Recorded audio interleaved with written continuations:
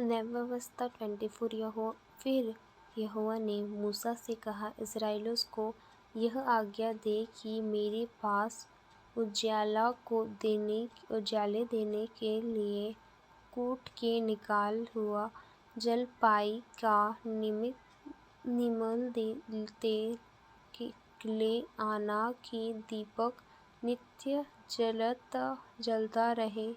हारून उसके बीच वाले तंबू में साक्षीपत्र के बीच वाले पद से बाहर यहोवा के सामने नित्य सांझ से भोर तक सजकर रखे, और यह तुम्हारी पीढ़ी पीढ़ी के लिए सदा की विधि ठहरे। वह दीपकों को स्वच्छ दीवार पर यहोवा के सामने नित्य सजाया करे, और तू मैदा लेकर बाहर रोटियां पकवाना। प्रत्येक रोटी में एपर का 2/10 आस मैदा हो।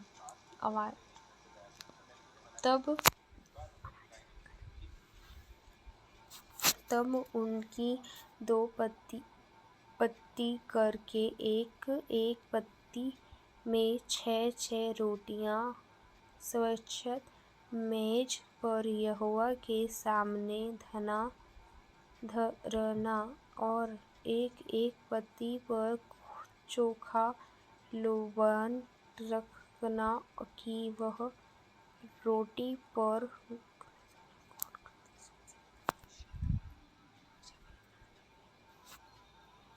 स्वच्छ मेज पर यहोवा के सामने धरना, और एक एक पत्ती पर चोखा लोबान रहना कि वह रोटी पर स्मरण दिलाने वाली वस्तु को यहोवा के लिए हव्य हो। प्रति विश्राम दिन को वह उसे नित्य यहोवा के सम्मुख काम से रख करे, और सदा की वाचा की रीति इस्राएलियों की ओर से हुआ करे।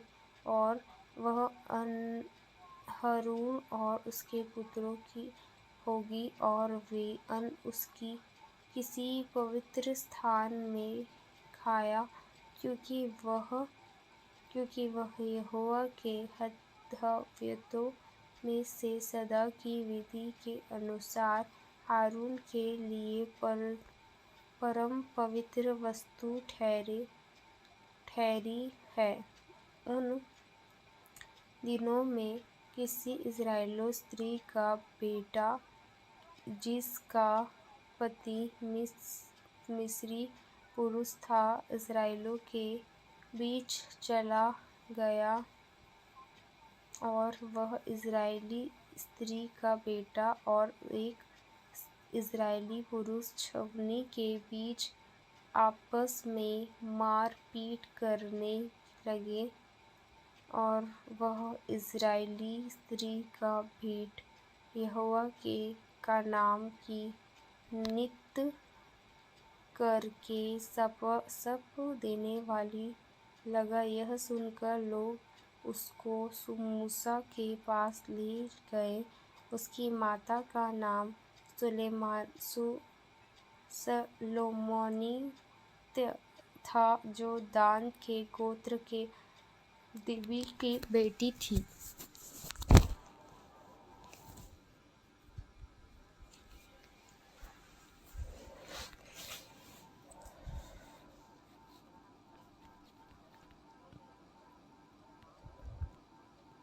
उन्होंने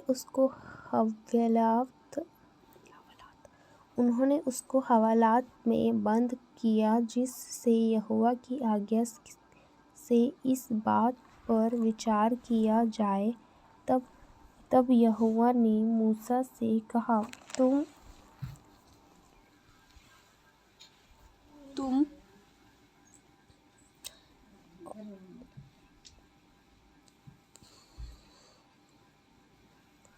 हवाला यहोवा की आज्ञा से इस बात पर विचार किया जाए। तब यहोवा ने मूसा से कहा, तुम लोग उस श्राप देने वाले को छावनी से बाहर